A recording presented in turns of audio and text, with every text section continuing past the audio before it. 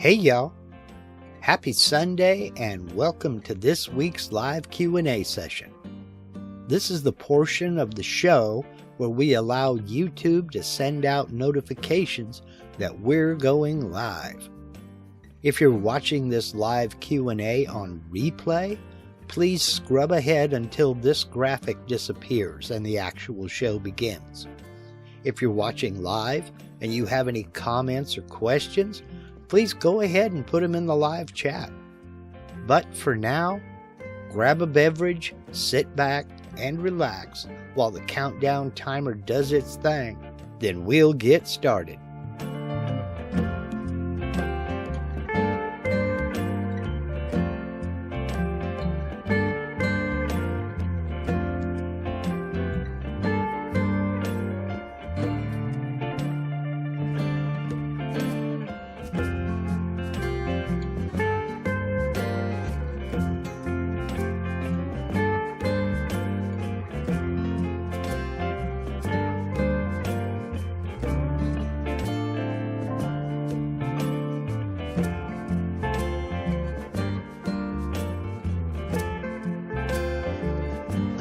Do.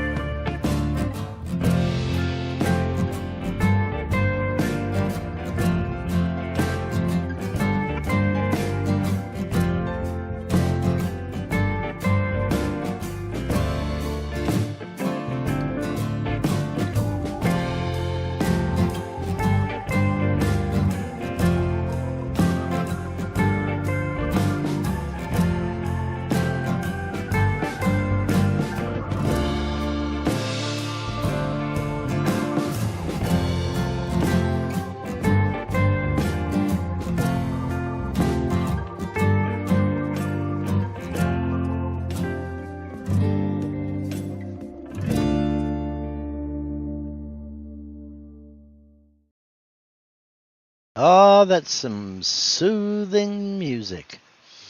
I don't know, man. I just kind of like it. Anyway, hey, y'all. Happy Sunday. Hope everybody's doing well. Man, we made it through another one.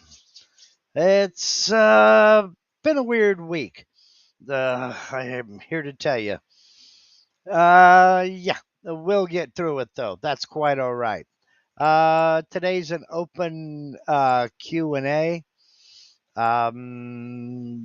So you got any questions, comments, concerns, anything like that? Go ahead and throw them out, and I'll do what I can. We're going to be doing a little bit of playing around in version 12.5 that dropped last week, and just kind of going over some of the basics in it, and some of the pretty cool stuff that they've included in this upgrade. But before we get into any of that, I need to say hello to and give a shout out to my friend Steve over at Harneal Media. Um, Look, I've been singing his praises for years now, and I'm going to continue to do it until he tells me to stop. If you're even thinking about maybe getting a website, maybe you are tired of paying commissions to third party websites, you're tired of them advertising your competition on the same page as your items. Or maybe you're sick and tired of paying commissions and listing fees and all that other good stuff. There's no better way to avoid all that than with your own website, a web store. And Steve over at Harneal Media can get you set up and running, the same day. He really does go above and beyond, and he just does an excellent job at what he does. So he's very competitively priced. Do yourself a favor. Get over to harnealmedia.com. There's a link in the description of every video and live stream on this channel, and it's that way for a reason. Get over to harnealmedia.com, hit that contact us link, and shoot Steve a message. He will take care of you. So thank you, Steve, for everything you do. I appreciate you, man. And I hope everything is going well for you as well. Okay, I guess the big thing that has happened this week or last week is 12.5 dropped. And along with 12.5 dropping, there have been some questions. And, that's all well and good. Most of the updates, though, most of the new things are kind of buried under the hood. They popped the hood and got in and mucked around with the nuts and bolts on quite a few things. There are some great upgrades in there, but at first glance, it doesn't appear that there's a whole heck of a lot. So let me bring up, what have I got open here? I got VCarve open. So let me bring it up and we'll spotlight VCarve. At first glance, there's not a whole lot. It all looks the same. There are a few differences, however. If we get over here into the 3D view, they have spent a lot of time in the 3D view. To the point that some folks have suggested the possibility that they're going to try to get rid of the 2D view. I can say right now there are currently no plans to get rid of the 2D view. All they're trying to do is make drawing in the 3D view a lot easier, rather than having to go switch back and forth to the 2D view to draw this, that, or the other. You know, um, it's just they're trying to make things easier.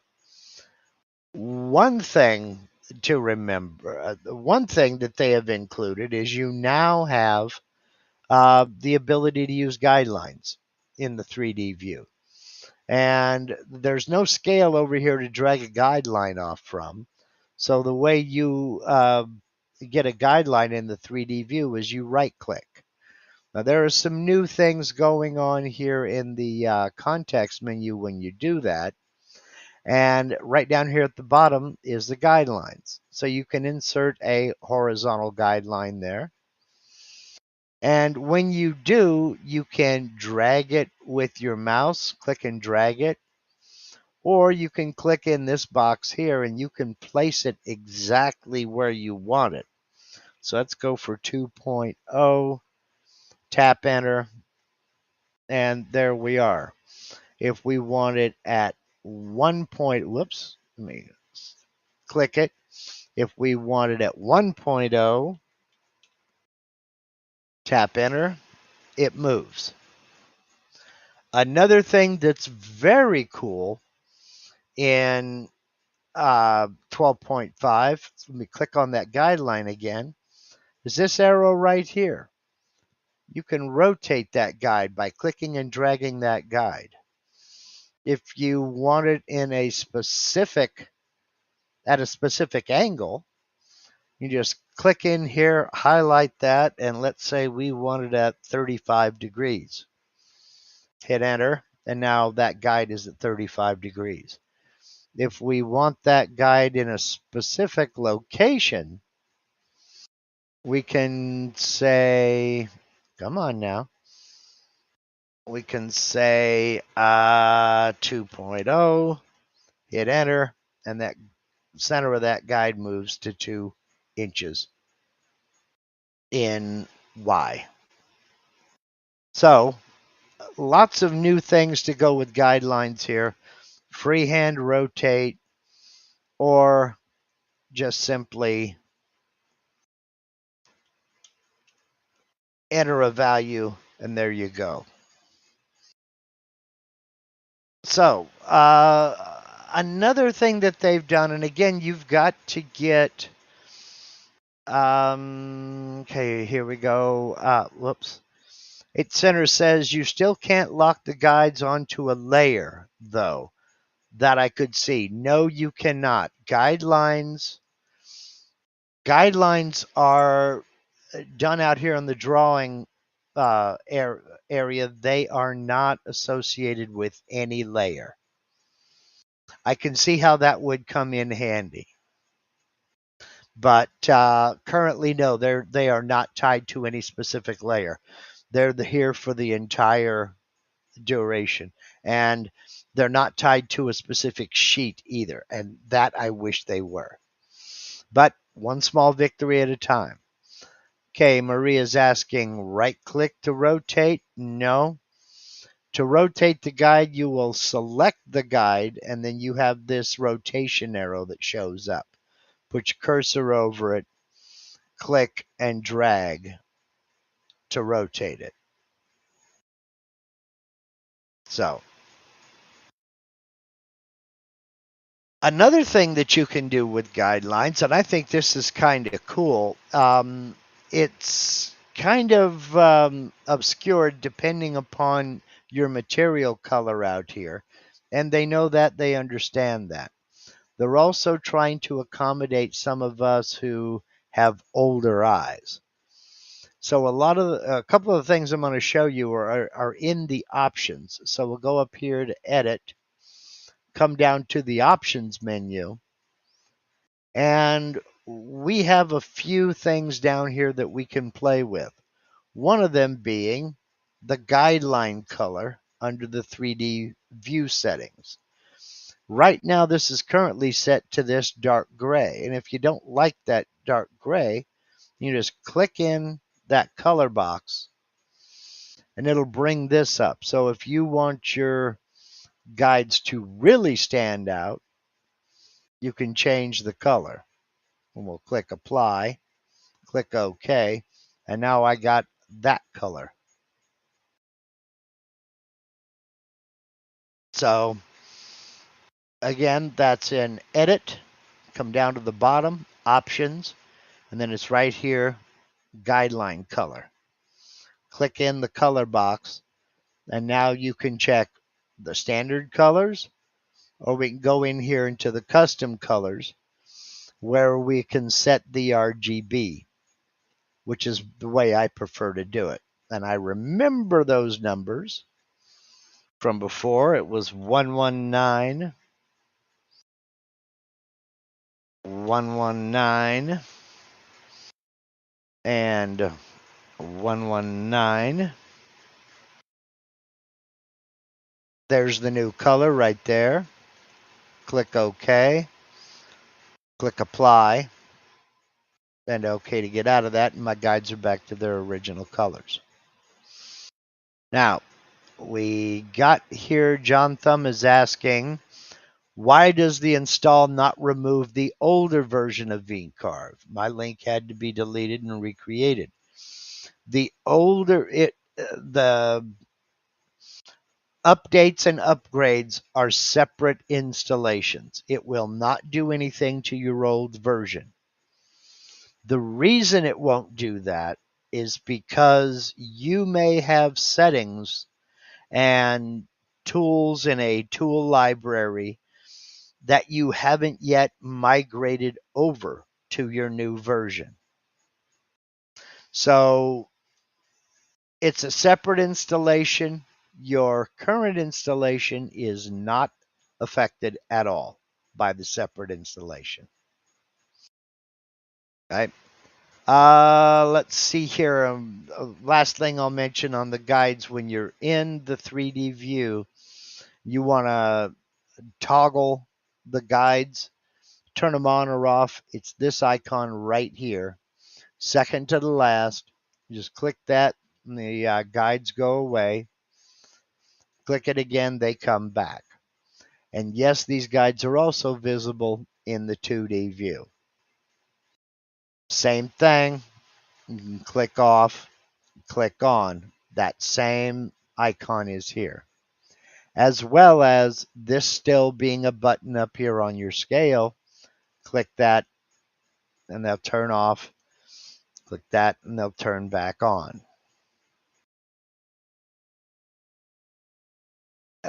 Give me a minute, John, and I'm going to walk through that, okay?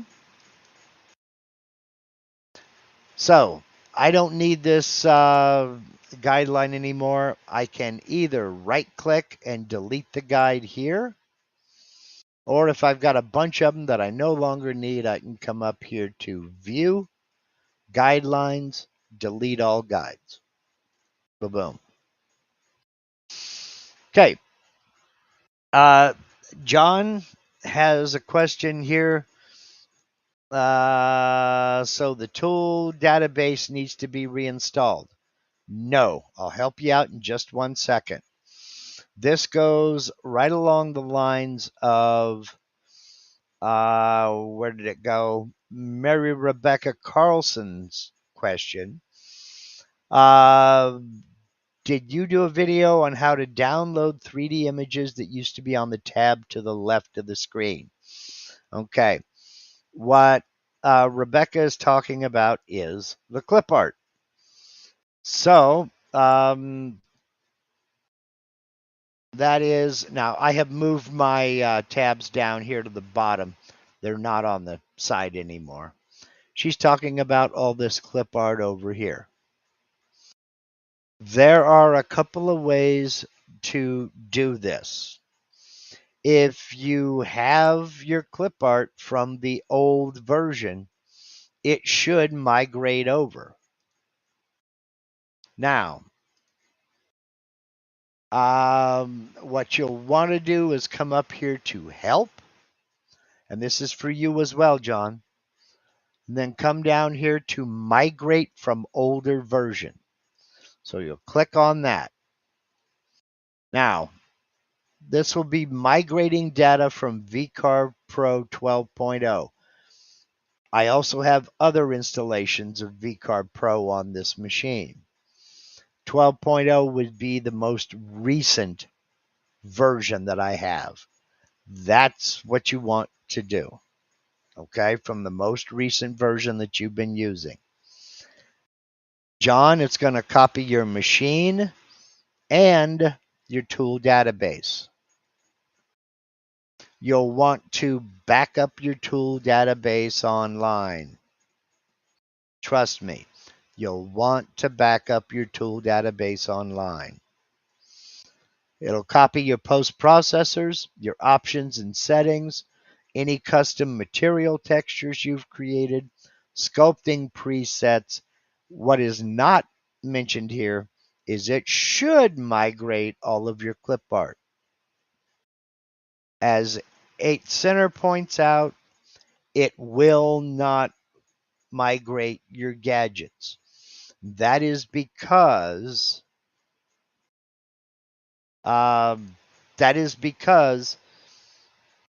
some gadgets that were used in, say, 12.0 may not be compatible with 12.5.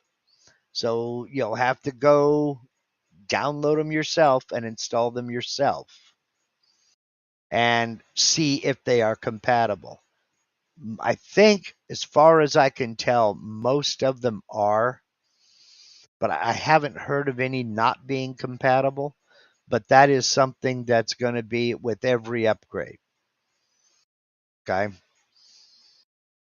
So this right here, migrate. You will click that link. I'm not going to do that because I have updated my tool database since migration.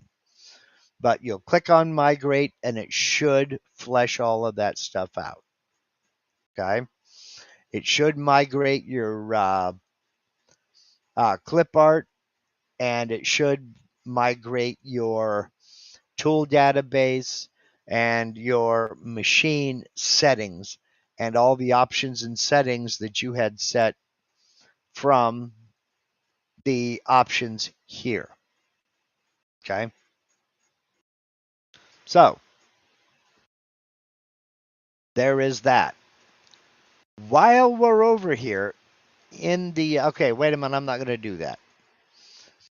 On the outside chance that that doesn't migrate your tool, your clip art, what you can do is go to your V and Company account. And so we go to portal.vectric.com. Ba-boom. And what you'll do is you'll cruise down here, download your software. Okay. Now, here you have your software licenses. Then you come down here. Here is your clip art. Okay. Oh, no, I take that back. That's just the additional clip art. Where is the clip art? Take that. Let's go back here. There it is over here. Wow. Download your clip art. Here you will find all of that clip art should you need to reinstall all of it.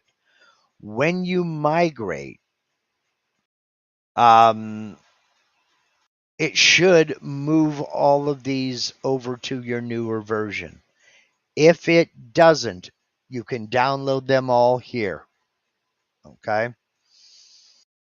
So log into your portal, come over here to the clip art, and there it is. Okay. So that's a big help.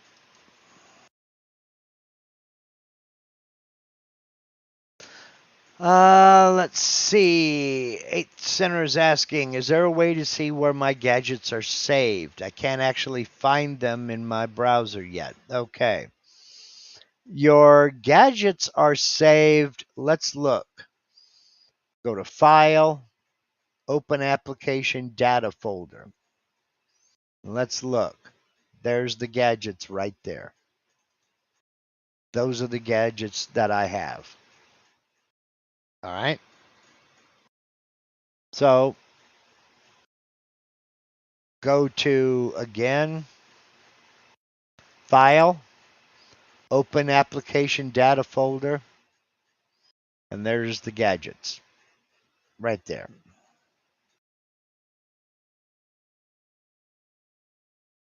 So, hope that helps you out.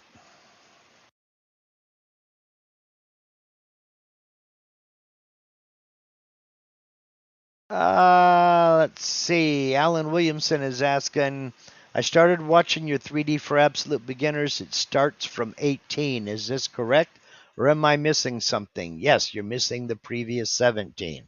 Let me get in here. And we'll open another browser window here. Go to YouTube. My view is maybe a little bit different from your view, but we'll go to view your channel and go to right here, go to the playlists link. Okay. Click on playlists and let's see. It will be under created playlists. And now I'm going to find it. Da, da, da, da, da, da, da, da. Where is it? Where 3D carving for the absolute beginner? Right there. There are 24 videos. I believe that's the one you're talking about. Yes, I believe that's the one you're talking about. Now, if you go down here to full playlist, view full playlist, it'll open up. And yeah, it started with number 18. But you can look, man, look at the order of this. This is really, really bad. But we can fix it. We'll go up here to sort. By the date added, we'll go with oldest. Come on. Come on. From the date added, the oldest. Why are you not resorting? Well, it's not resorting. Anyway, they are all in there. Where the devil? Why isn't this not resorting? Let me update it. Maybe that's what it takes. No, it's starting with 18. I don't understand it. Let's start with the newest. Okay, I went to the newest and it resorted. So, wow, I don't know why it's doing that. I'm going to need to go in and clean up this playlist.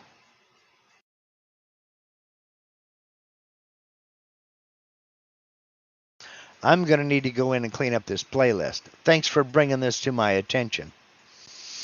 So, I'll have to get in here and fix it. But, whoops. Yeah, this is fine. Every video and live stream on my channel is in a playlist. I put them all in a playlist. See, it resorted from number 18 in that set. Yeah, I need to go in and do a little bit better. I need to clean that up because the numbering is just way off, way wrong. So every video of mine is in a playlist here, and it's that way for a reason. Some of them only have 1 or 2 videos. Some of them, some videos are in more than one playlist. So get into the playlists and explore. Or you can just go into the videos and scroll back and you will find them all in the order that I posted them in. Yeah, see, I didn't number them. That was the problem. So, okay. All right. For channel members, the way you find the link to the members only live stream, right here, you will either see membership or community. You may see posts. Or you may see membership. Either one will work. If I go to posts, there's I'm not going to let that show because, no, that's for members only. And the same thing over on the membership tab. There it is there as well. So let's get away from that. Alrighty. Let's bring that back out.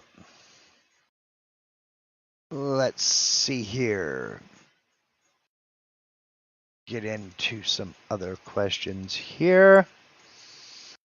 Let's see. Maurice over at Erickson Woodworking and Design.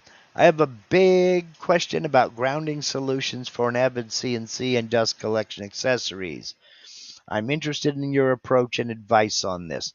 I am a big advocate of grounding dust collection.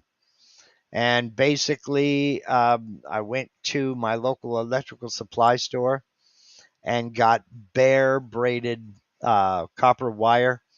I want to say it was 20 gauge, 22 gauge, something like that. And it's attached to this end of the hose. I'm using my cursor like you can see. It's attached to this end of the hose and runs all the way through the hose. And I don't need to ground the galvanized pipe, but I went ahead and just ran it through anyway. And it goes out the shop, and it is grounded on the dust collector motor. The ground on the dust collector motor. And that's all it needs to do. The CNC router itself is grounded through the electronics kit. Both the spindle controls and the controller box are grounded. So I'm a major proponent of grounding dust collection, not because I think there's going to be a fire or anything like that. It's all about controlling static electricity.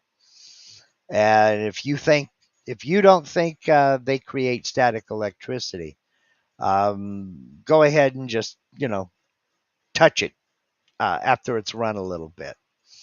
That static needs a place to go, and grounding the hose is the way to do it. So it just gives that static someplace to dissipate to. I hope that answers that. If you have any other questions about grounding the machine itself, I would advise you to head over to the Avid forum. If you're not already a member, go ahead and join and ask further questions over there. But the machine itself is grounded through the electronics control boxes and the spindle boxes. So. Let's see. D Towns wants to know, I have questions about inlays. Do you have a video on it? Not yet. Watch this space. Got some killer bits here just recently, and I'm going to start getting into it. Speaking of inlays, let me bring this back. Vectric has done a bit of work over here on the V-inlay toolpath. They did not advertise this because I think they kind of did it under protest. But where you used to be restricted when you went to select a bit, you used to be restricted to nothing but V bits. You can now use an engraving bit or a tapered ball nose bit in the V-inlay toolpath. I will be getting into the V-inlay toolpath later on when I actually do a few inlays. I'm going to get a few under my belt before I start doing videos on either the toolpath or the actual inlay process itself. I have a major philosophical problem with presuming to teach somebody to do something I've never done myself. I have a problem with that. So that's not going to happen. But it will be happening soon. Let's see here. Marie's asking, does the tapered ball nose work well with lettering, or do we stick with V-bits? I would stick with V-bits. I would stick with V-bits.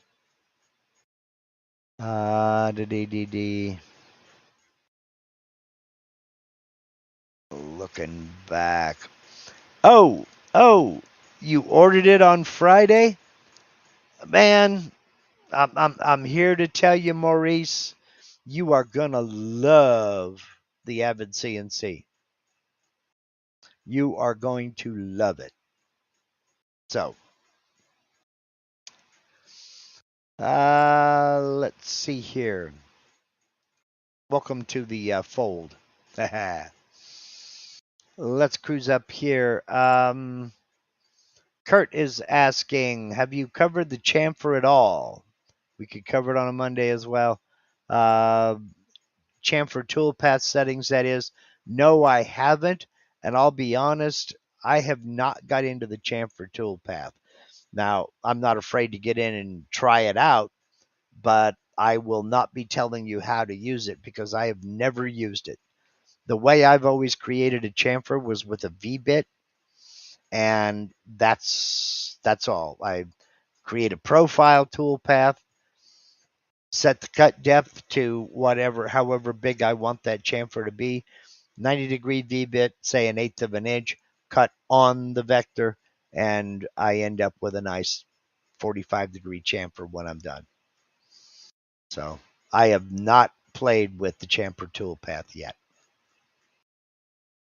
So let's see here.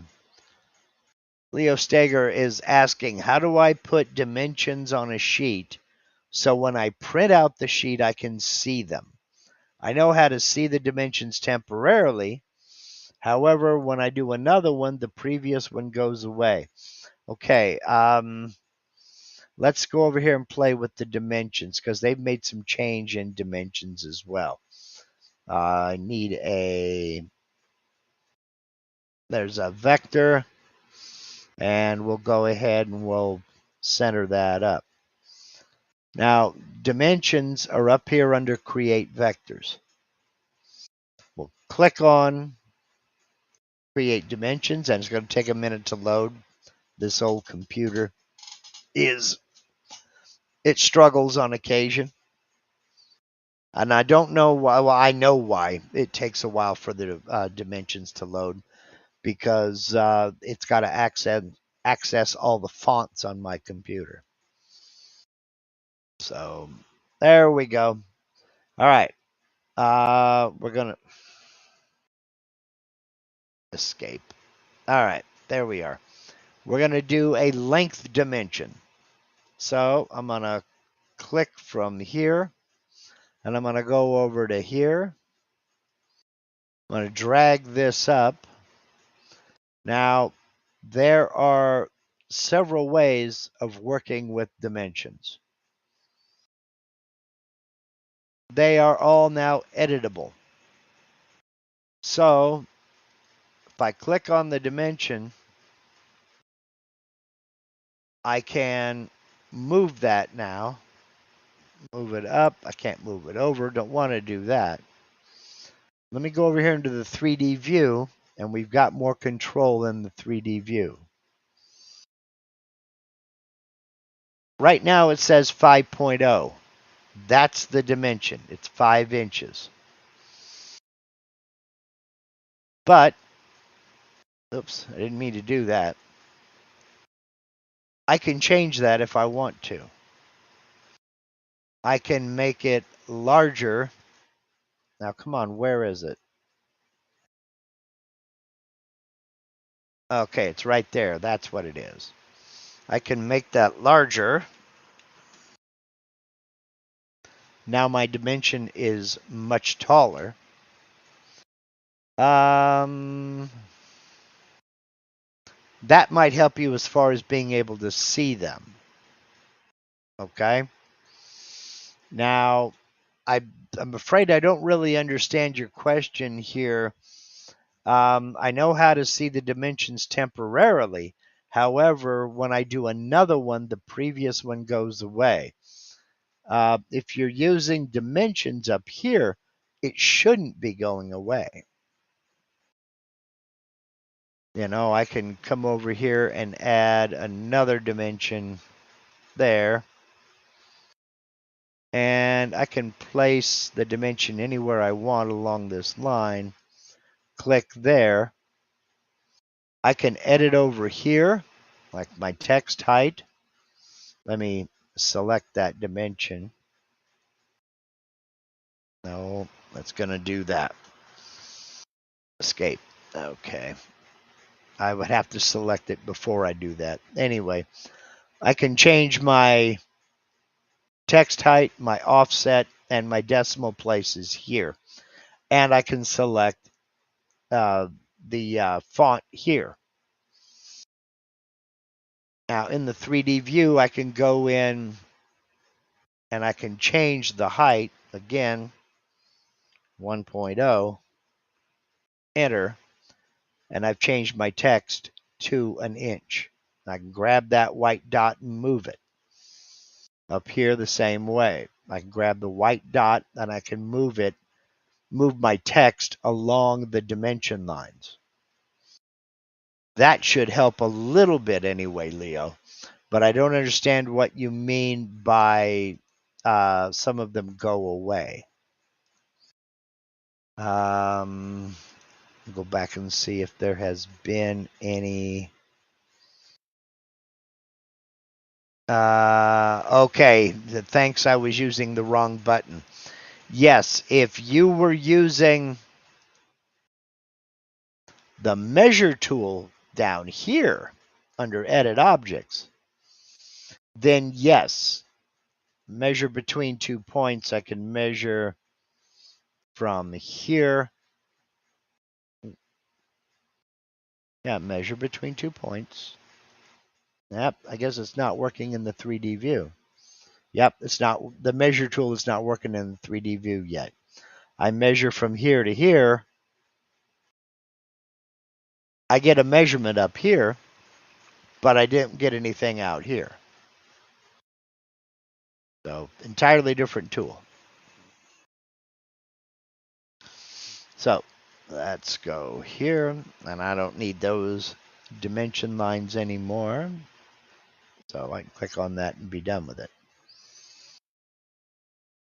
All right. Let's see here. Let me cruise back up and see if there's any other questions that I'm missing.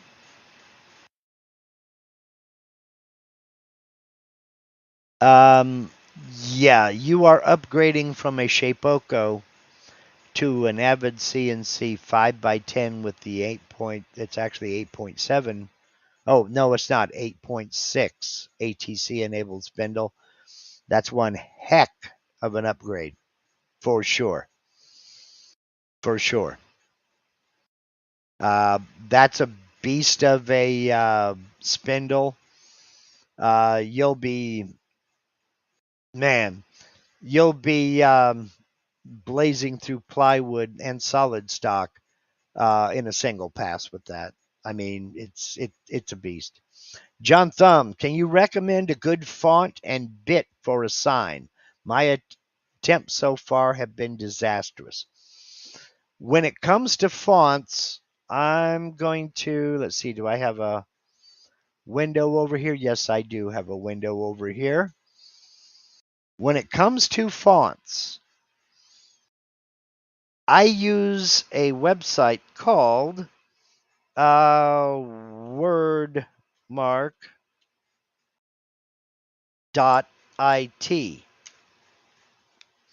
Now, Wordmark has a browser extension that you can download. You can see right up here, I have the extension. No, you can't because I'm not sharing. There we go, wordmark.it. Wordmark has a browser extension, and there it is right there. It's enabled on my web browser.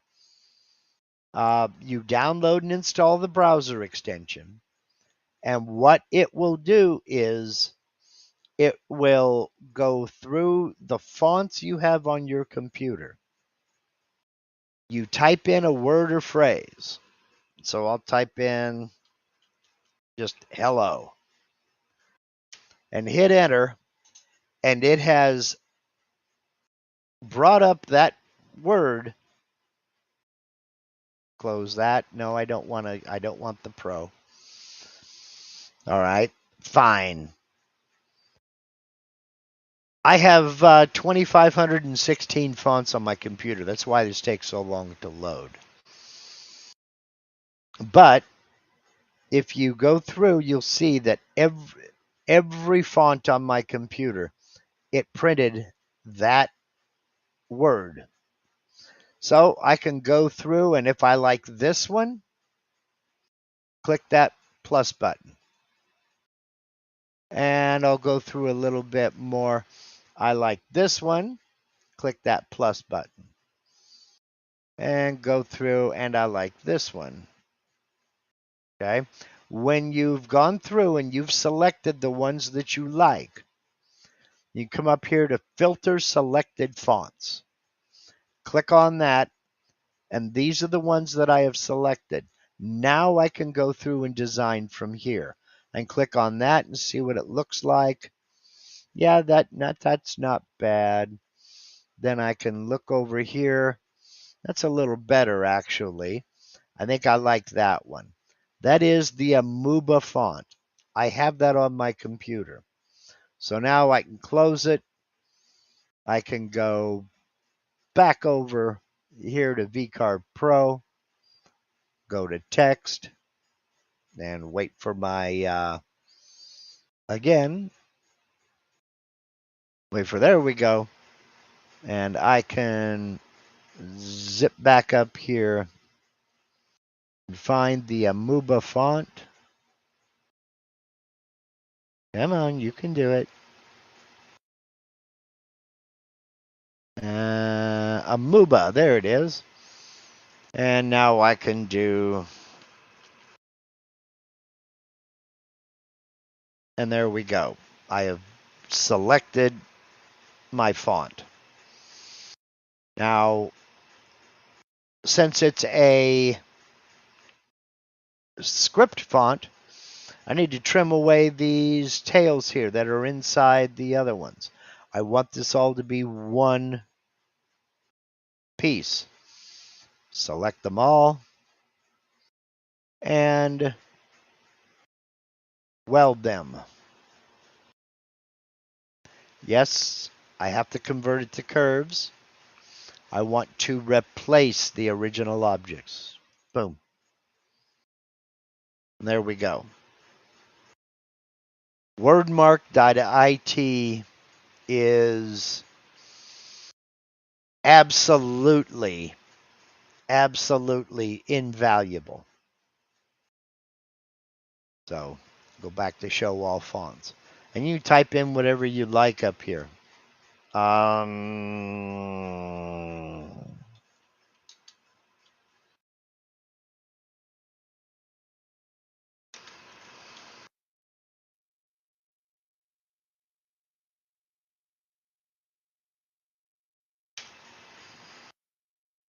And there it's showing me all of my fonts. You're not restricted to just one. You're not just restricted to one word. You can type whatever you'd like, and it's going to show it to you in all of the fonts you have on your computer. Okay? So, let me get rid of that down here. Do that down there. Now, I saw a question a second ago. What's the difference between text and text in a box? Well, I'll show you. Let's say I've got this right here. I don't even know how big that is. It does not matter. And again, I'll center that up.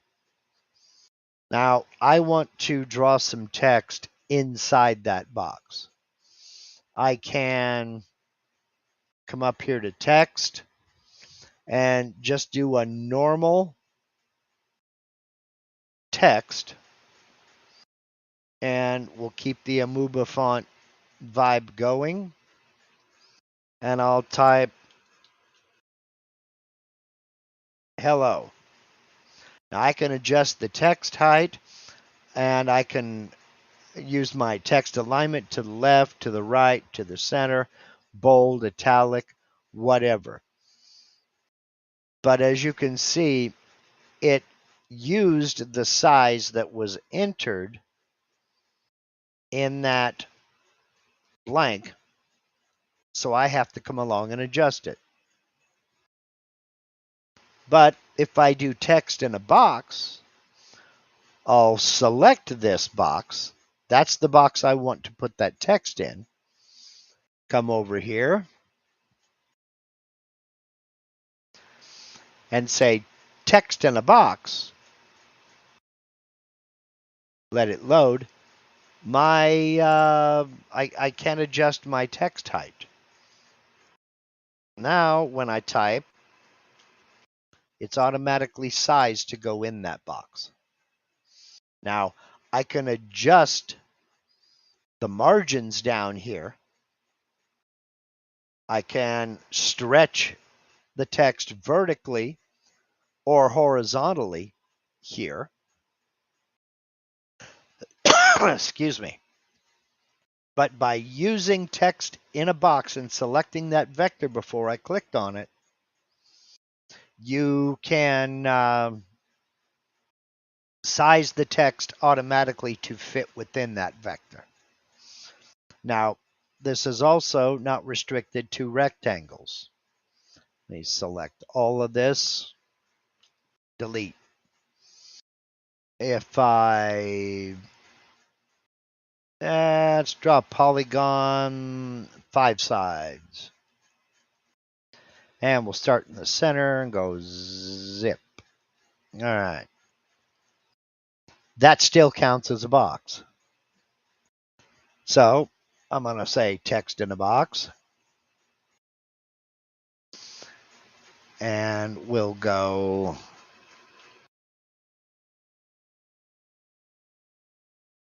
and shaboom. It automatically sizes it to fit. So,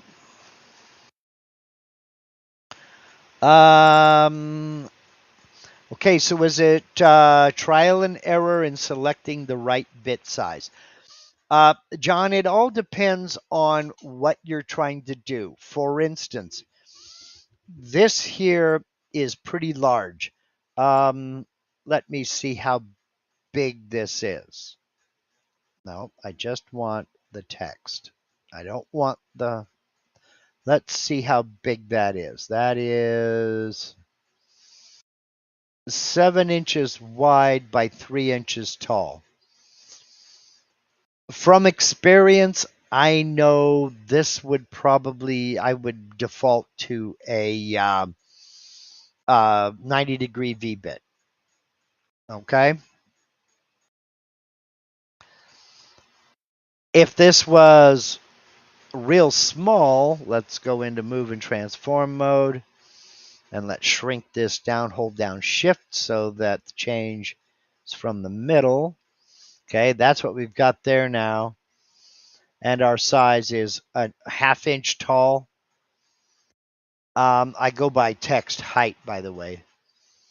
That is probably going to need, that might need all the way down to a 30-degree V-bit.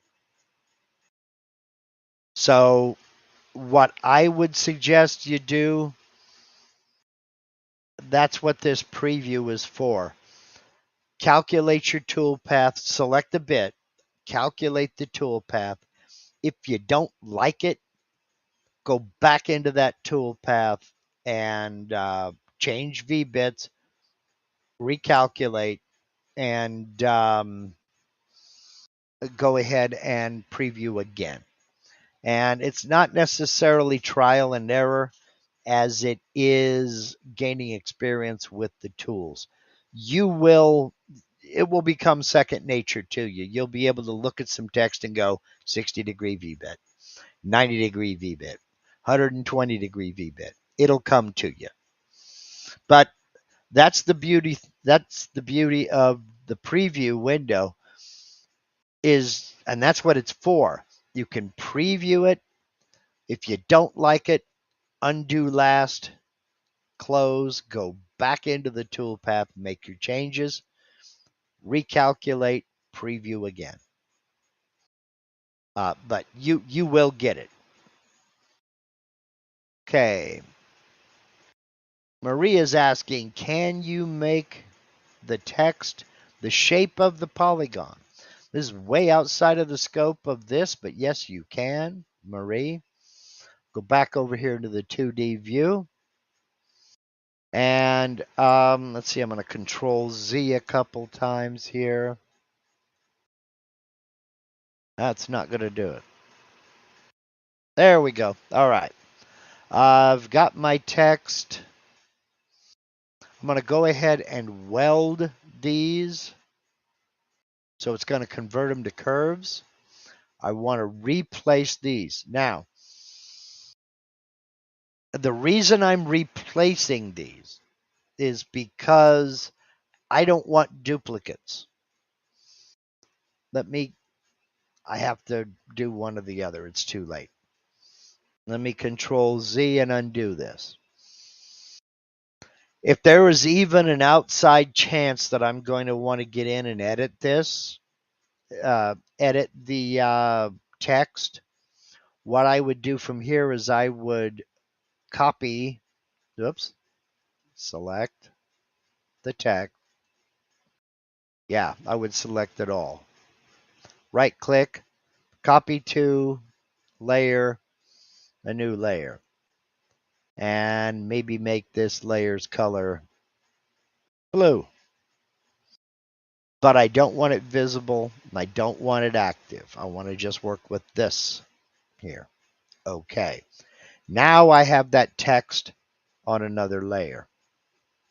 Layer 2, which is blue.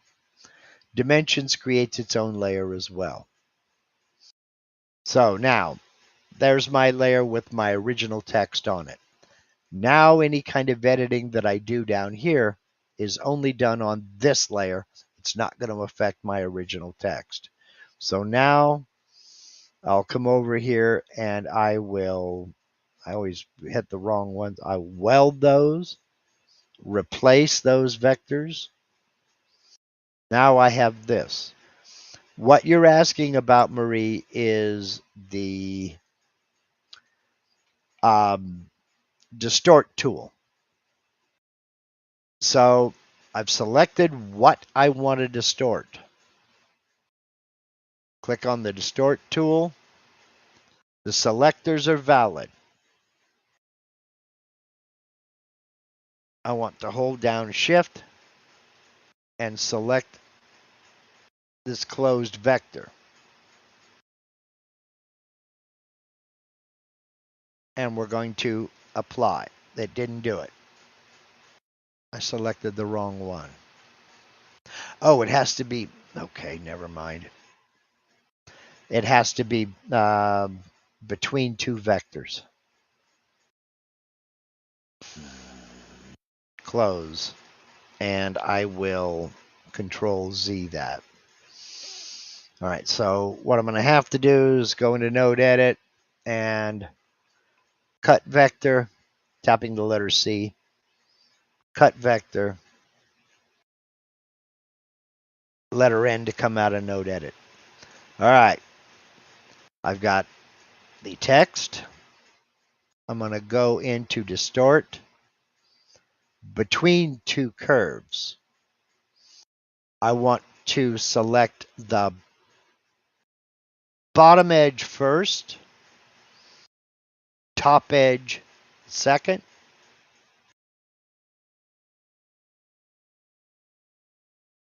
Come on, Mark. I want to select the text. There we go. Hold down Shift, bottom edge, then top edge. Click Apply. Failed to distort the selected vectors. I wonder why. Wonder why. I've done this before. I'll work on it. Close. There's the bottom edge. There's the top edge. Why isn't it distorting those?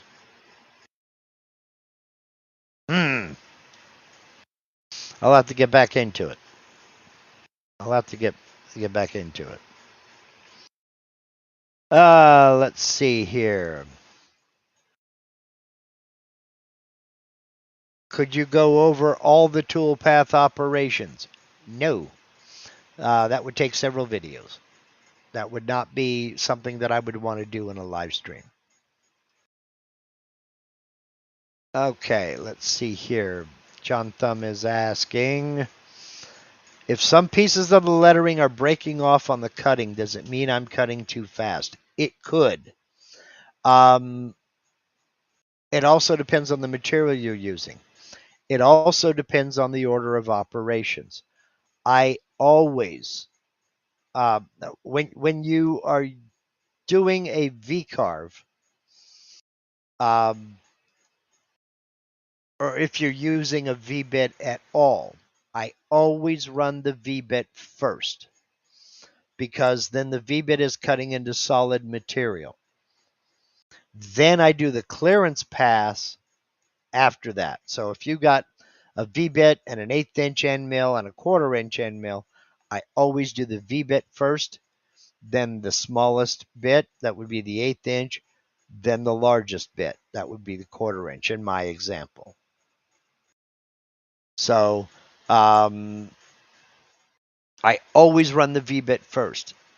If you're doing a pocket to leave letters raised, what I would do is go with the smallest bit first. If you're not using a V-bit, go with the smallest bit first, then the larger bits. Softwoods like pine, spruce, fir, cedar, they break off very, very easy. They break off real easy. I don't like cutting softwoods. A lot of people have great success with them.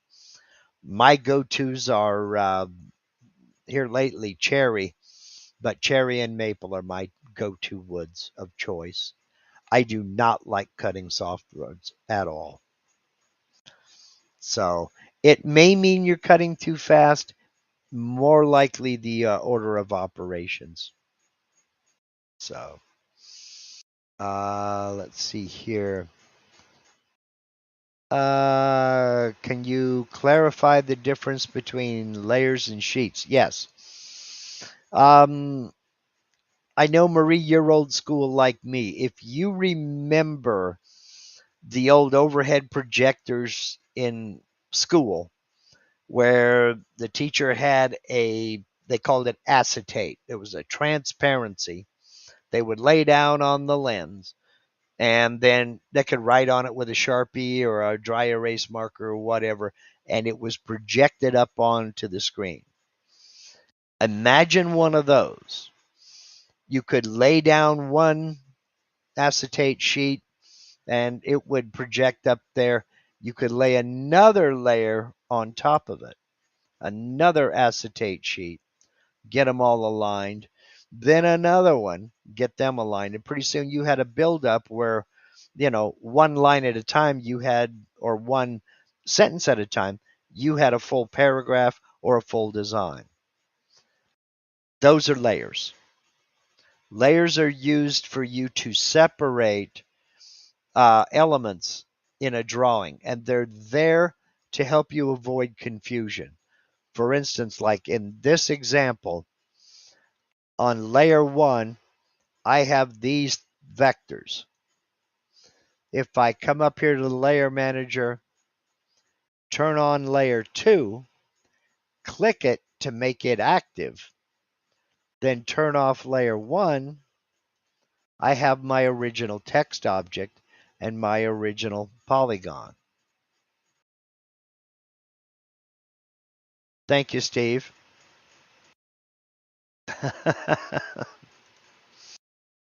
Let me undo that.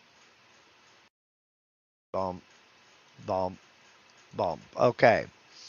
I have layer 1 active and visible. So I've got these vectors that I've created over here. That's one layer. I can come up here to my layer manager and I can turn on layer 2, then make it the active layer by clicking on the name so it's in bold. That's the active layer.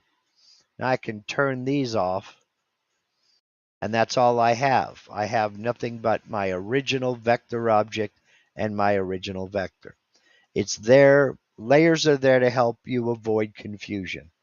When you have a real complex design, say if I had artwork out here, little filigrees over in the corners, I would put those on a separate layer. That way, anything I do out here doesn't affect those filigrees. It's not going to be on their layers. Okay? To get back to my main drawing layer, I can turn it on by clicking that radio button there. Make it the active layer by clicking on it there, shutting it off, shutting the other one off. And now I'm back to these. Okay? Those are layers.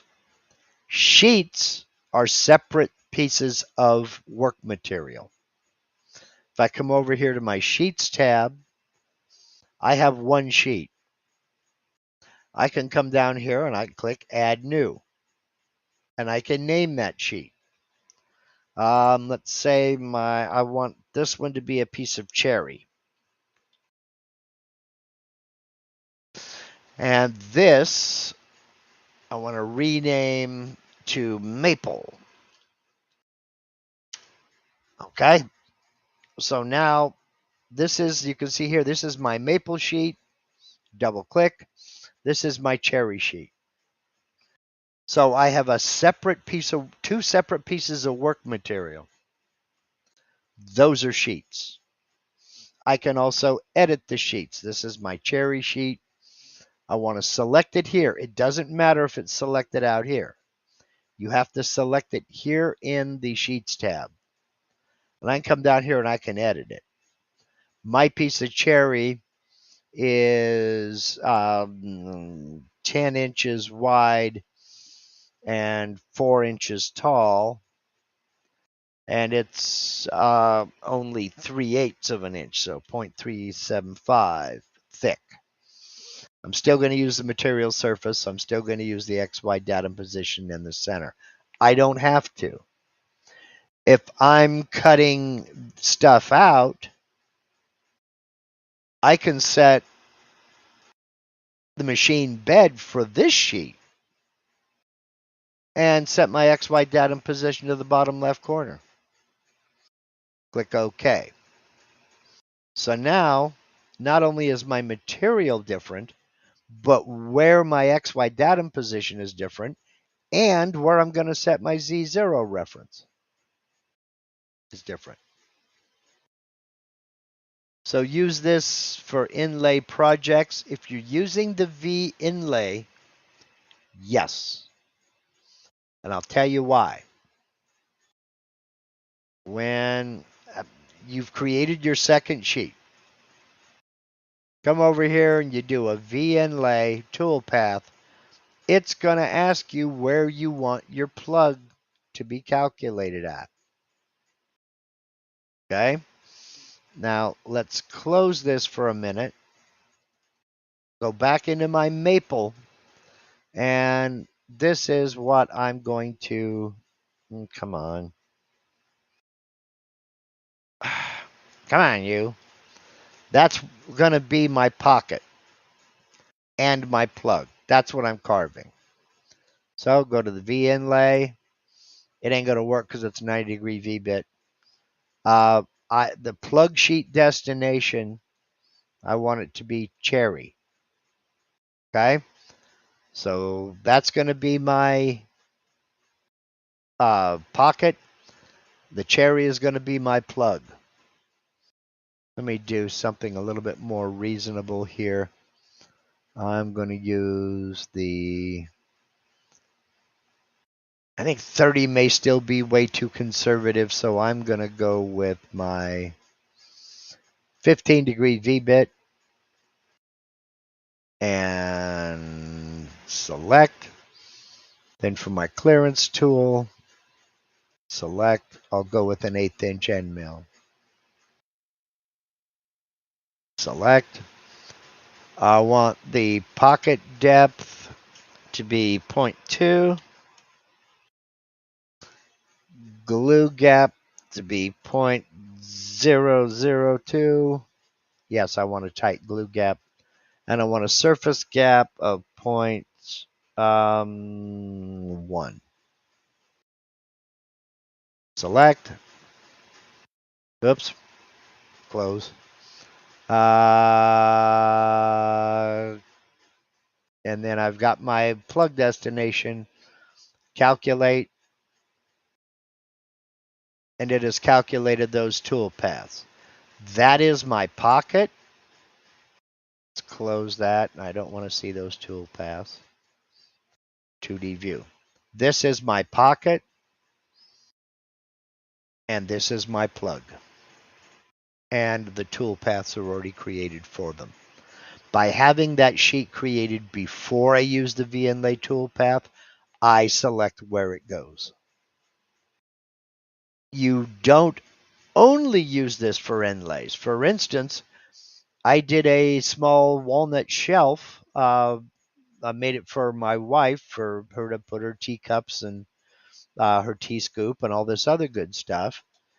And it had 1, 2, 3, 4, 5, 6, 7 parts to it. I put each one of those parts on its own sheet. So I had 7 sheets out here. All of the different parts were in one file. I didn't have 7 separate files. I put them all in one file. So that's real helpful. Ed is asking, if I had tool paths in one project file that I've used in the past and would like to use the same in a new project, can I copy to the new project? Probably should set up a template for ongoing use. Yes, you would use the toolpath template. You would create a toolpath template. So, Maurice is asking on the male plug, does it order the VCarve first, then the clear? It orders the clear first.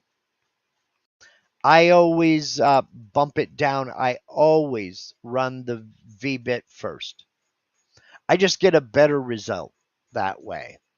And let me go back over here to the pocket. We're going to do the clear last.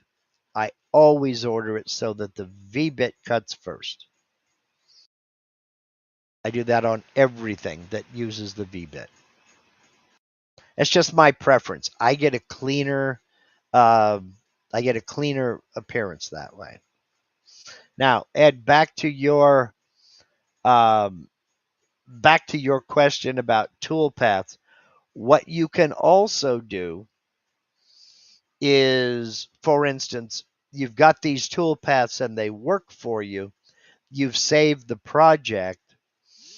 What you can do is you can open up the project, save as a different name, then eliminate all the artwork and vectors out here and create your new design, then select the appropriate vectors and recalculate the toolpaths. Now, that is something that I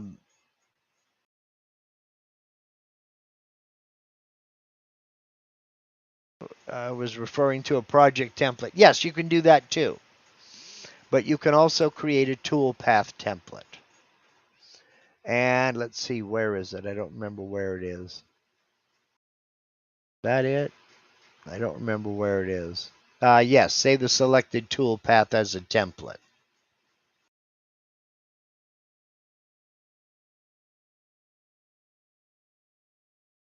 Yeah, I can do that, Brooks. And then I'm going to go ahead and wrap this up. Brooks is alluding to there's a few things that they've added to the options. For instance, if we come up here again to edit, down here into options, we have window layout. Here's where you set that tab location. Mine is on the bottom. That's where I set it right here. I could put it on the side on the left. I chose to put it on the bottom. 3D view settings, toolpath settings. Let's see, where is it? Where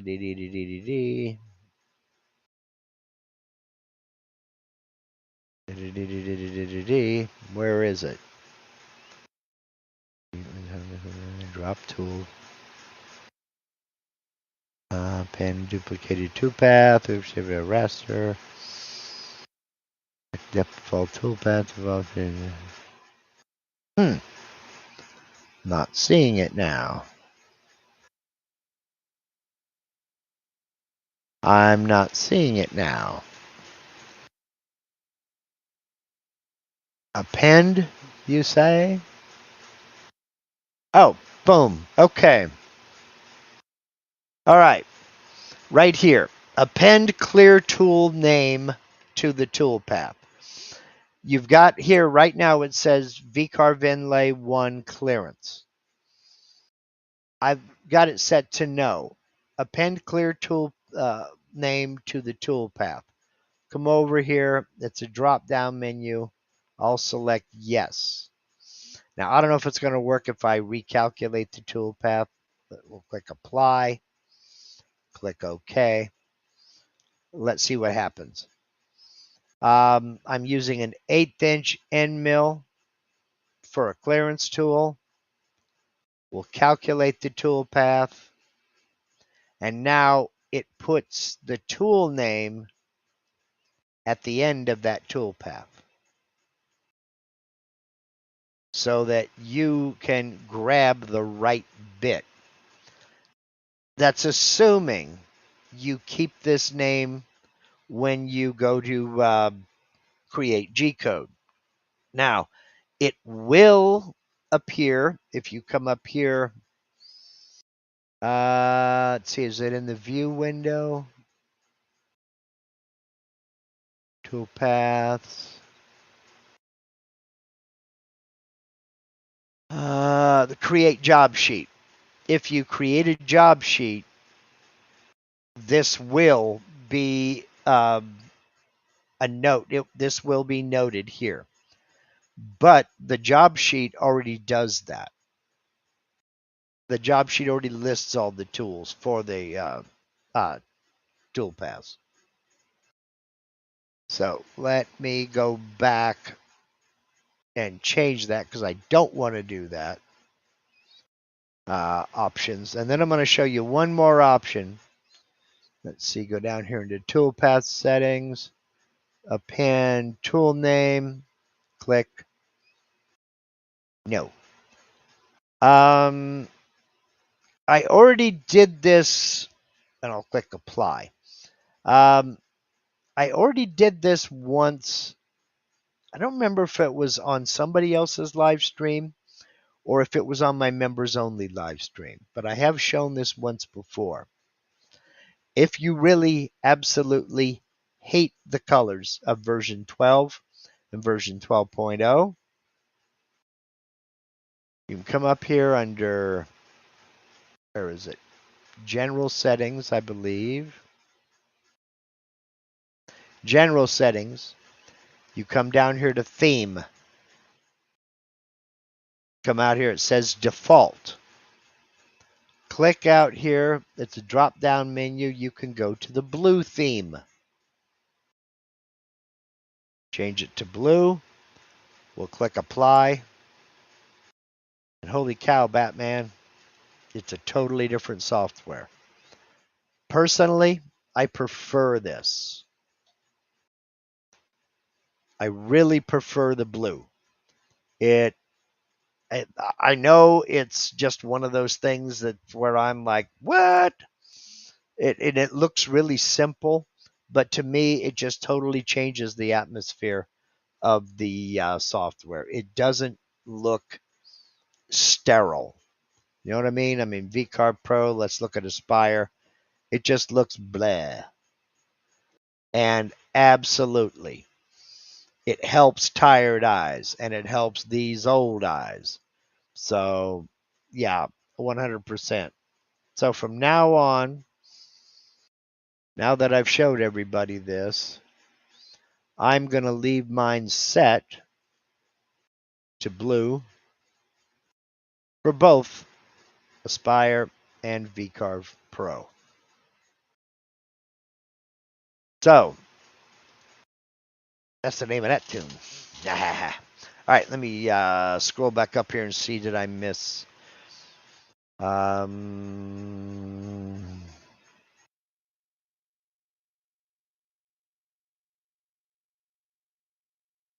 Let's see here. Yeah, by down the chipping risk, doing the V-carve first, then clearing, especially if you're V-carving on a straight grain instead of end grain. Yes. Absolutely.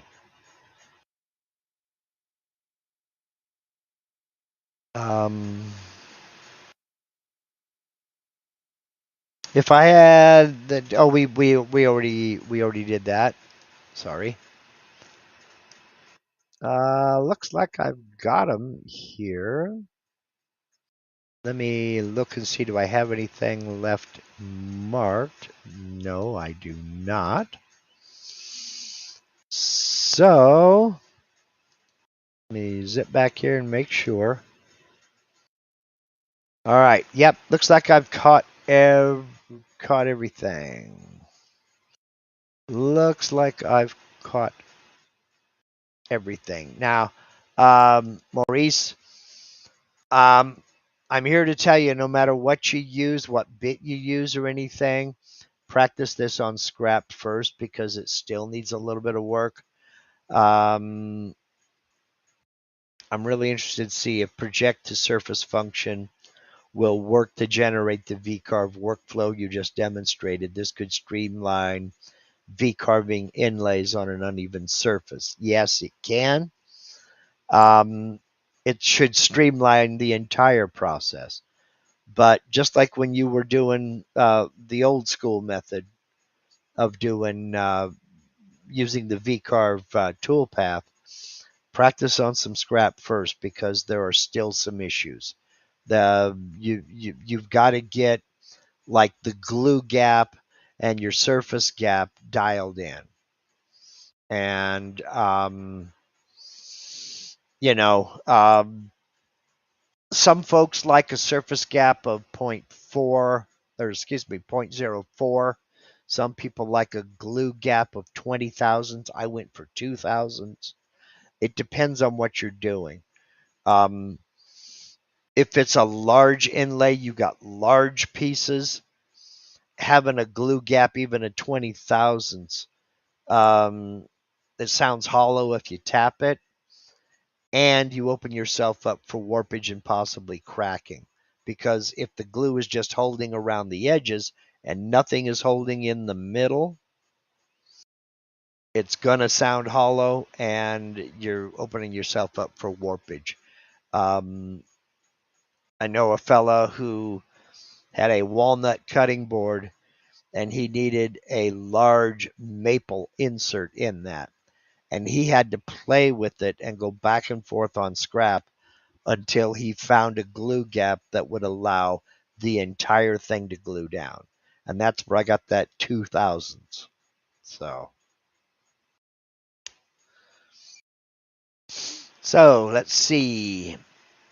Fine detail inserts maybe fail where the bit cannot reach the depth asked for. Yeah.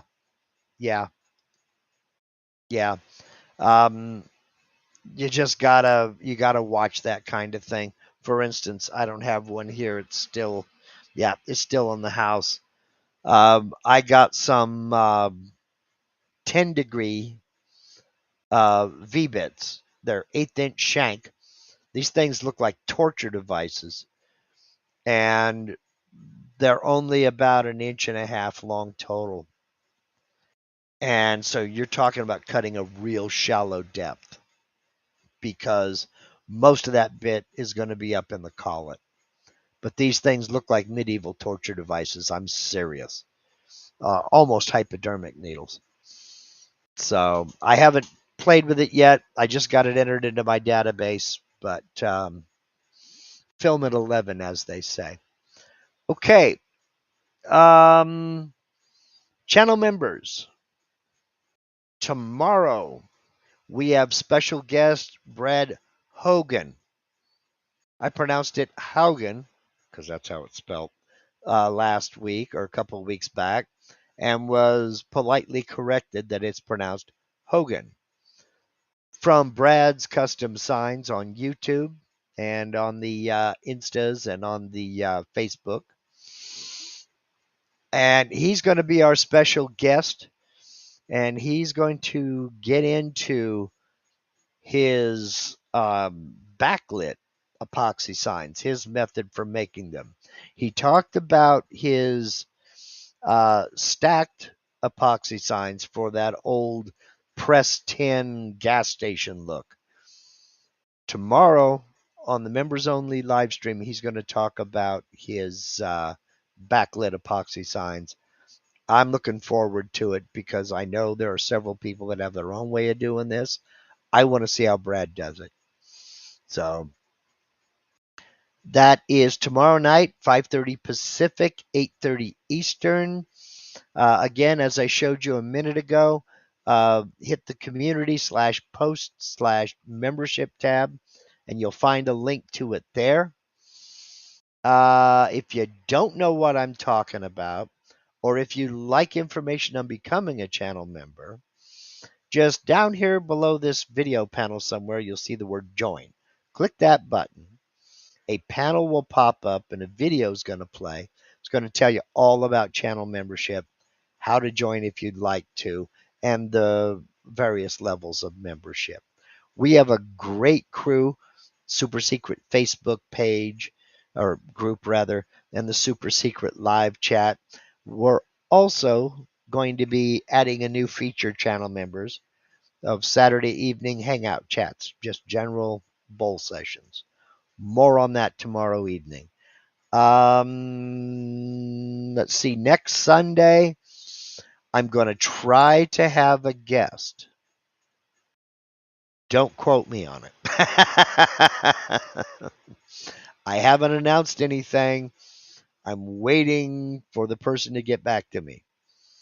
We'll see how that works. All right. That'll be next weekend. So, I'm thinking that's all the way through. Look, the weather's getting warmer.